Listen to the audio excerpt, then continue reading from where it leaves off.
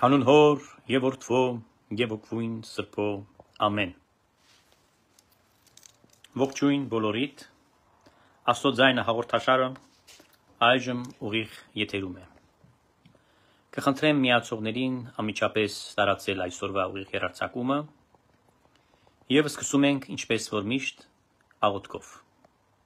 Օրհնյալ Տեր մեր Հիսուս Քրիստոս ամեն, զգործը ձերած մերոց ուղիղ արայմես Տեր, և զգործը ձերած մերոց հաջողյա մեզ, Փառքոր և Որդվո և Հոգևոր Սրբո, այժմ և միշտ և հավիտյանս հավիտենից ամեն, դուր ինձ իմաստությունս բարիս խորհել և խոսել, և գործել առաջի քո ամենայն ժամ, իչար խորհրդոց իբանից և իգործոց, փրկյալիս և ողորմյա քո արարածոց, և ինձ բազմամեղից ամեն։ Ավասիկ սիրելիներ, այսօր ես կուզեմ անդրադառնալ այն նախնորությանը, որ այս կիրակի գալ կիրակի երկրի վարչապետ Նիկոլ Փաշինյանը հայտարարեց, որ Արարատում Տեր Երվանդ քահանան մատուցելու է պատարագ, կարծեմ Սուրբ Հակոբ եկեղեցում, եւ այնտեղ տեղի կունենա հերթական պատարագը վարչապետ Նիկոլ Փաշինյանի մասնակցությամբ։ Իհարկե վստահ եմ, որ հազարավոր մարդիկ ուխտավորներ պետք է գնան Արարատ եւ պետք է այնտեղ մասնակցեն այդ սրբազան արարողությանը եւ հերթական անգամ պետք է շարունակական, քանի որ բնույթ է կրում, եթե չեմ սխալվում, արդեն սա 5-րդ պատարագն է, քանդվելու է Սատանայի տունը եւ այս թեմին մեջ,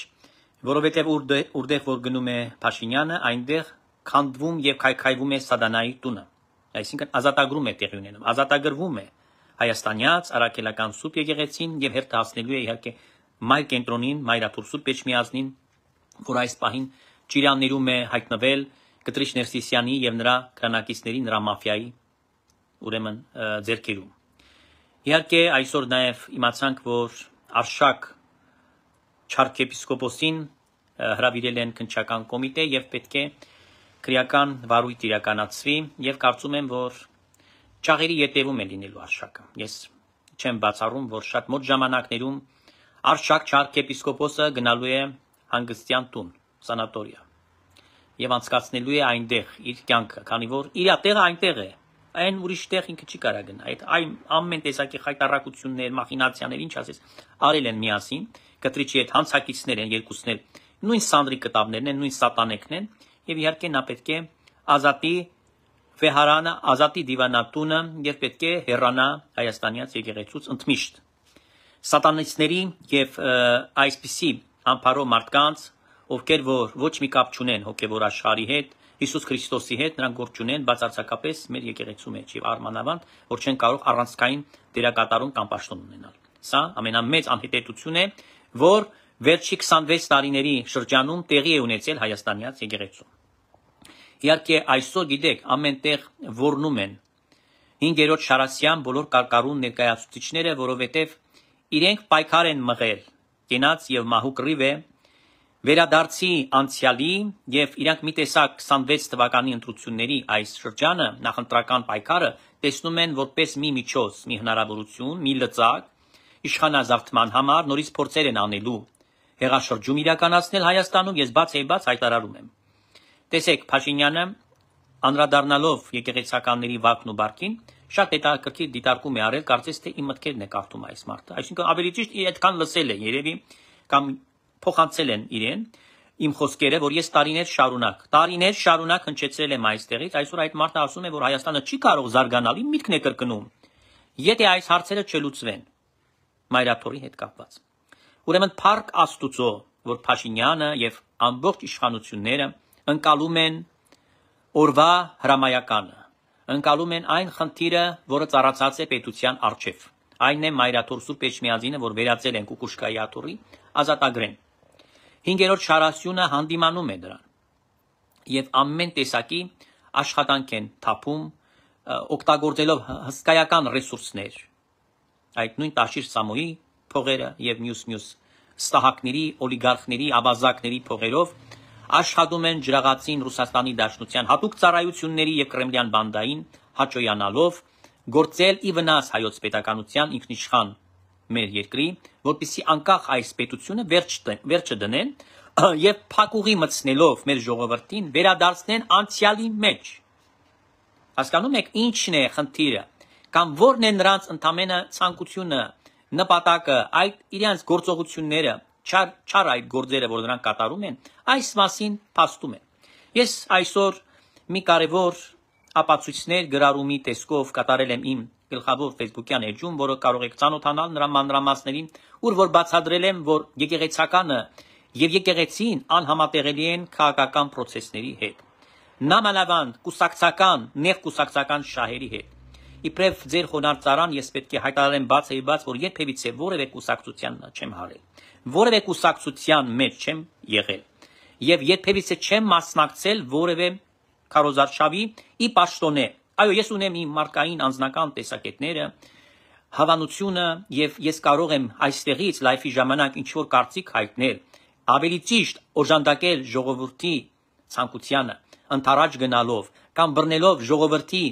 մեծամասնության կողմը, բայց երբևիցե ջրաղացին ջուր չլցնելով ինչ որ մի տեխնացությունը պաշտպանելու կամ այդ նույն տեխնացությանը սևացնելու։ Երբևիցե այստեղ հարցը չի գնում բարձ ընտրության մասին,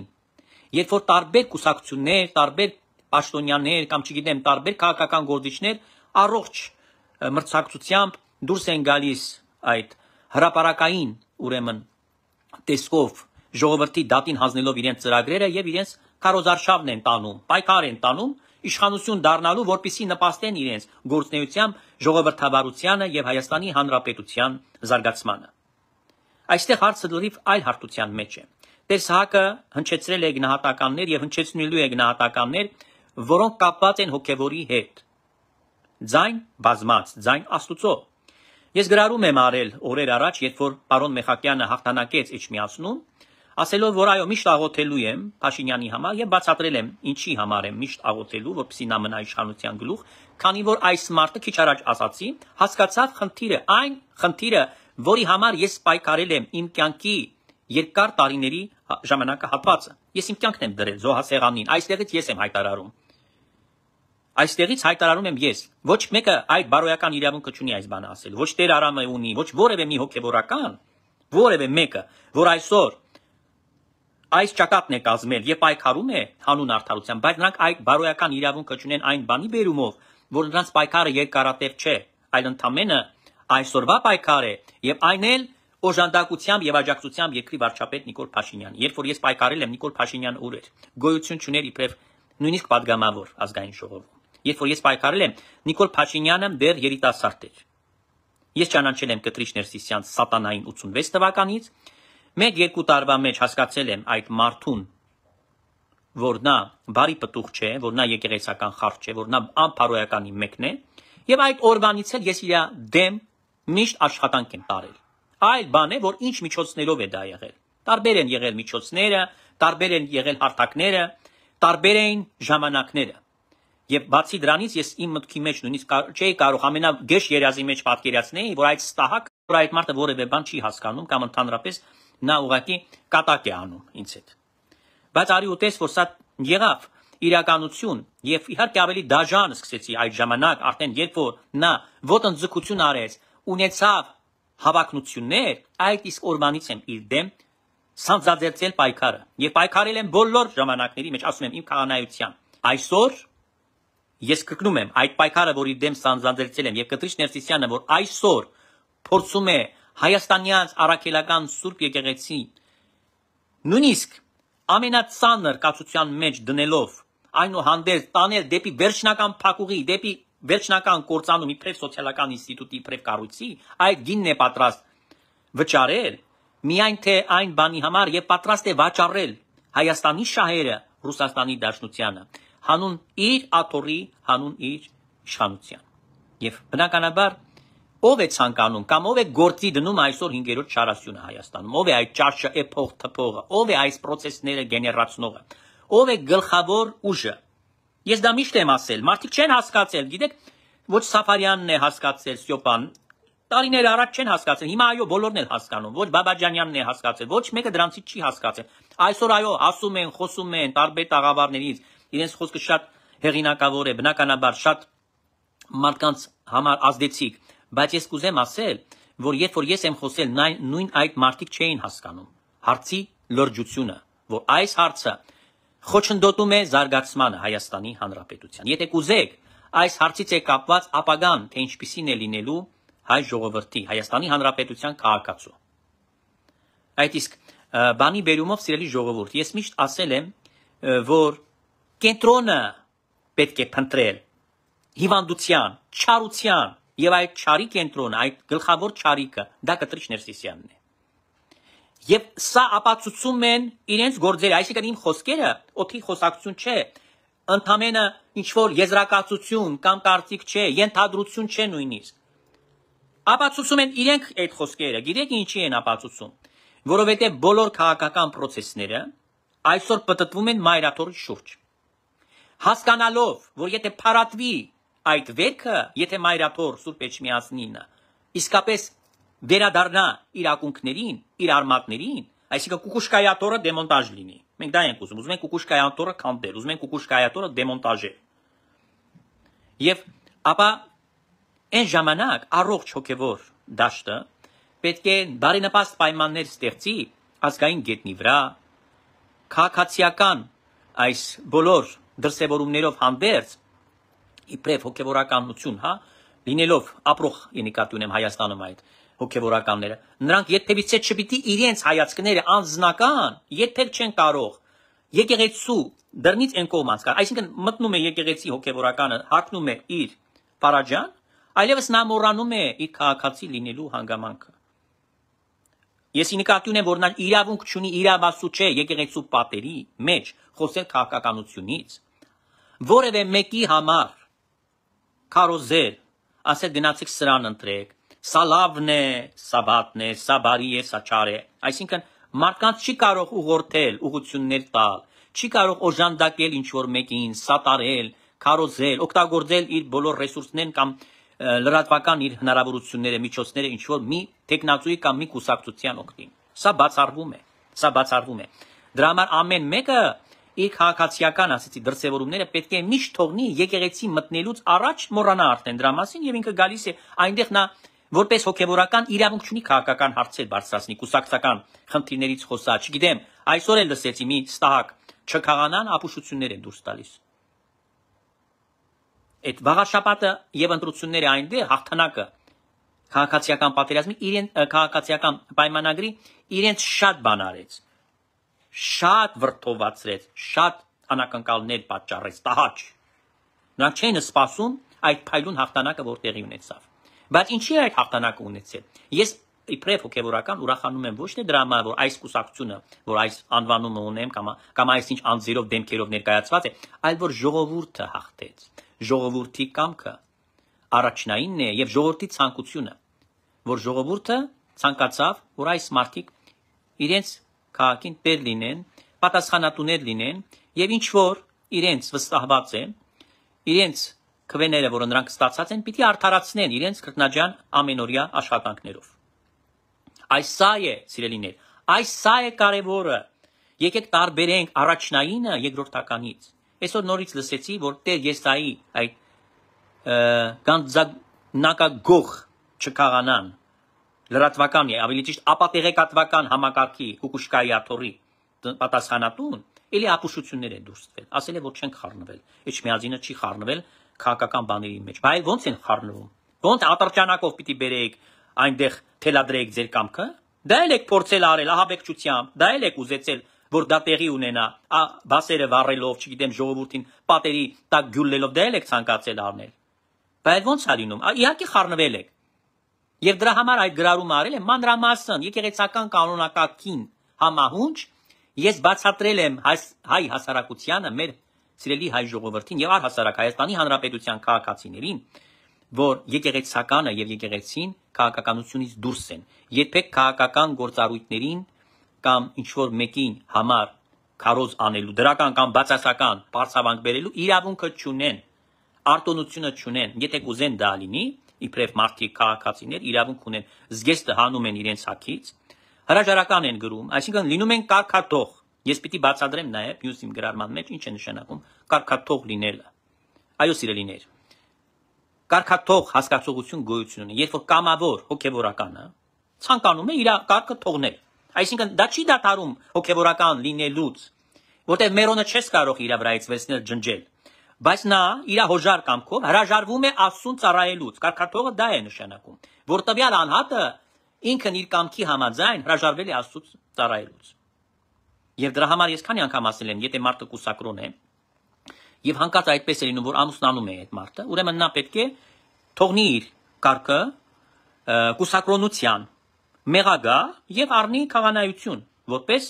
ամուսնացյալ քահանա գործի եկեղեցում։ Եվ եթե նա Աստծուն նվիրյալ է, եթե նա հավատացյալ մարդ է, եթե նրա համար կարևոր է հոգին փրկելը, նա այդ գոնորը գրպանը կդնի, որտեղ մեկի հետ խոսել եմ, ինձ ինչ է ասում, ասում է զգացված եմ, ասում է։ Չեմ ուզում անունը տալ այստեղից։ Ասեցի այդ ժամանակ քահանա կլինեք։ Հիմա հասկանում եք, մարդիկ համ ուզում են ամուսնանալ, համ ուզում են բան անել, հա, ասում եմ, միտեղ ձույ է ածում, միտեղ ուրիշ բան է անում, չեմ ուզում ուրիշ բան ասել։ Այսպես չի լինում։ Հոգևորականի առաքելությունը խաղալիք չէ։ Այո, նախկինում էլ ես կասեմ, որ 17 թվականից հետո, երբ որ այս հոկտեմբերյան կեղծ հեղափոխությունը եղավ, հա, երբ որ Լենինի շայկան այս աղմուկով եկավ եւ նմանապես Հայաստանն էլ գրավեցին 20-ական թվականներին բոլշևիկները եւ խեղել են հայոց ճակատագիրը,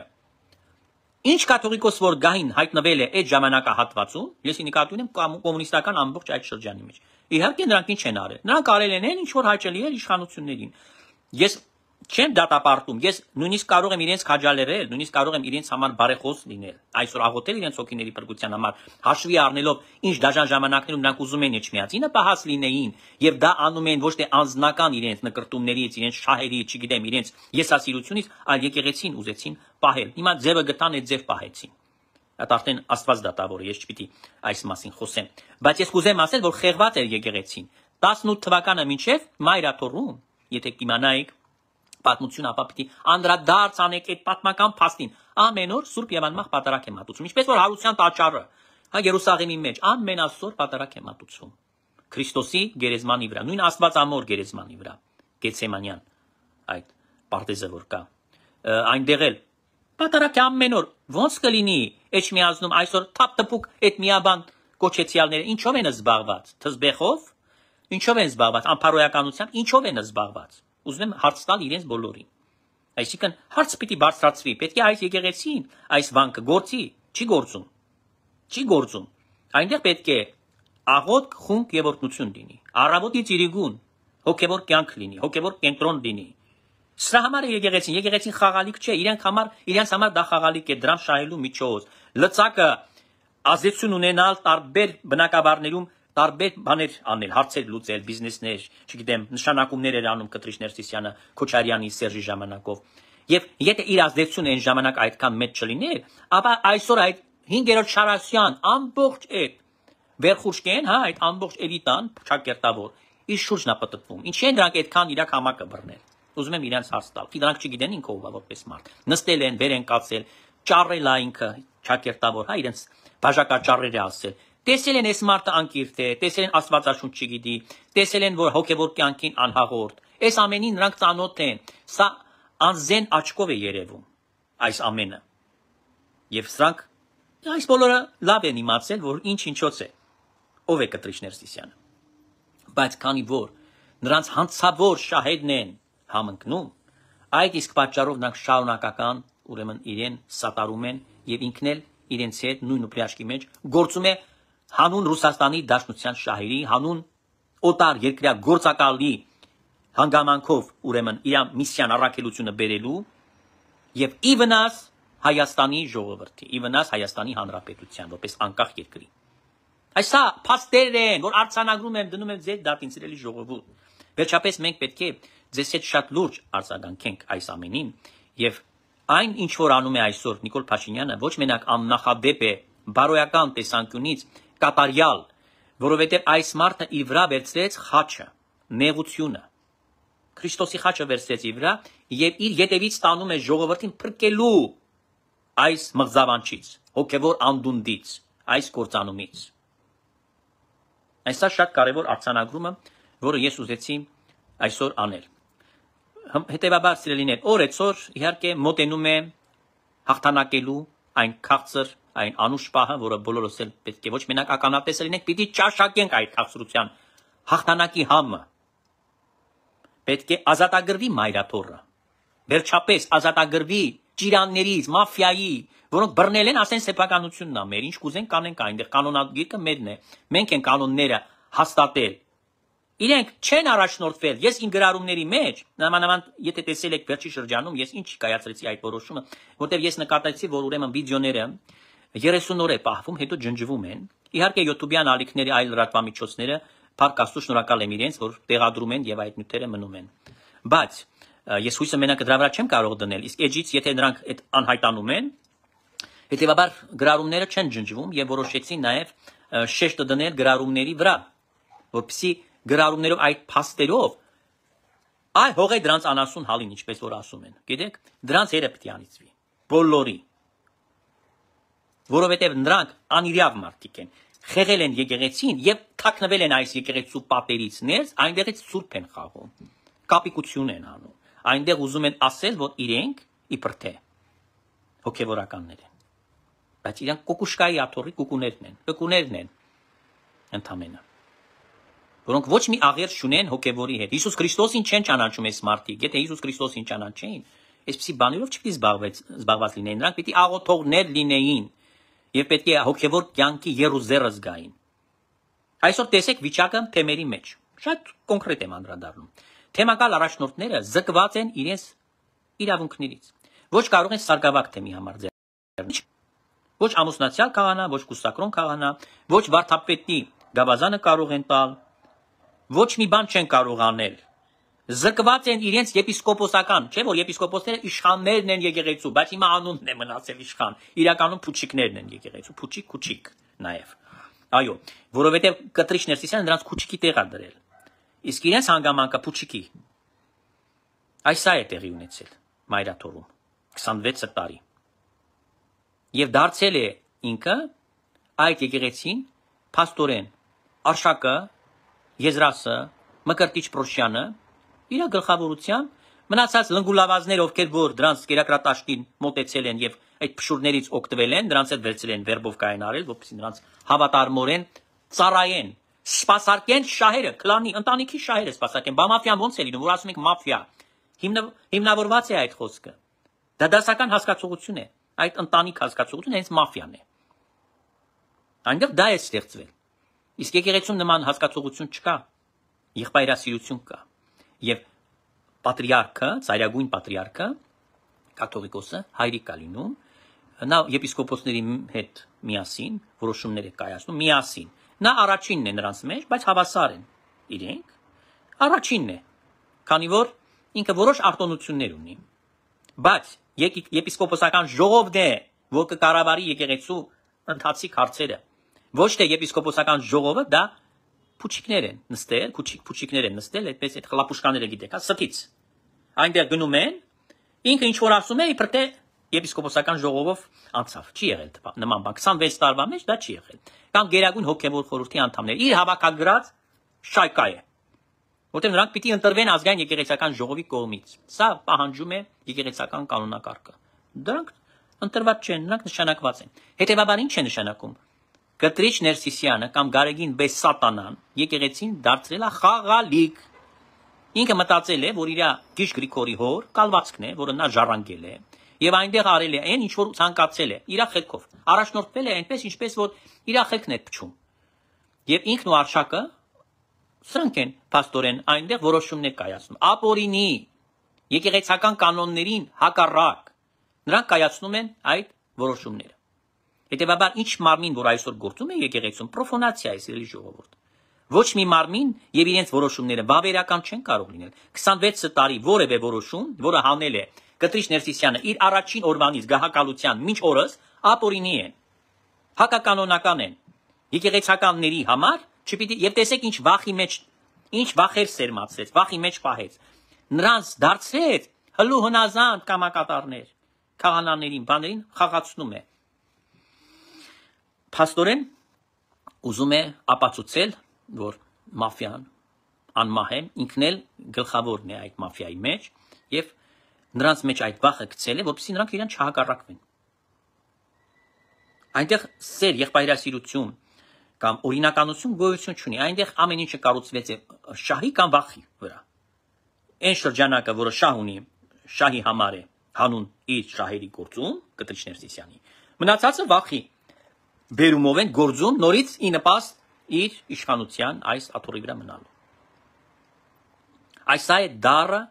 իրականությունը, սիրելի հավատացյալ եղբայրներ եւ քույրեր։ Հավասիկ այսօր այսքանը ես կուզեմ, որ տարածեք այս տեսանյութը տարբեր հնարավոր միջոցներով, կսպասեմ ձեր գրառումներին, ձեր լայքերին, բայց բոլոր պարագաներում ես ուզում եմ, որ դուք հասկանաք, որ անխուսափելի են հայաստանյաց եկեղեցում այն process-ների լրումը, որը նշանակում է արդեն իսկ հաղթանակ ազատագրում, անխուսափելի է այդ մակրազարդումը, մակրագործումը հայաստանյաց եկեղեցու եւ վերադառնալով ամենակարևորին, որ եկեղեցին պետք է հետ այսու որևէ աղերս չունենա կուսակցական, քաղաքական process-ների հետ։ Եկեղեցին պիտի զբաղվի իր հոգևոր առաքելությամբ, այդքան աշխատանք ունի անելու հայ ժողովրդի հետ, այդքան բաներ կա, որով պիտի զբաղվի բարեգործություններ, աղքատներին խնամելու, օգնելու, հազար ու տեսակի խնդիրներ կան, սոցիալական մեծ ծրագրեր, մեծ աշխատանքներ պիտի լինեն։ Եվ քարոզչություն, ամենալայն քարոզչություն ավետարանը քարոզել հայ ժողովրդին, սա պիտի լինի, սիրելի ժողովուրդ։ Այսինքն պետք է զուտ իր առաքելության մեջ մնա։ Ոչ թե կերպարանա փոխվի եւ դառնա ինչ որ մեկի գրպանային գործիքը։ Իրանք դարձել են, քանի որ նրանք ընդհանուր հանցանքներ ունեն, շահկապված են այդ ոչիրներով։ Իրենք քանի որ իրար պահում են։ Դրանով է բացատրվում։ Եթե կապ չունենար որևէ մեկը դրանցից, արդար, մաքուր, հավատավոր, ազնիվ եկեղեցականներ բարձրաստիճան լինեին, ինչ գործ պիտի ունենային։ Իրենց համար մեկ է, նրանք պիտի աղոթեին եւ ընդունեին, դուրը բաց է բոլորի համար։ Բոլորի եկեղեցին կարող է մտնել ցանկացած մեկը,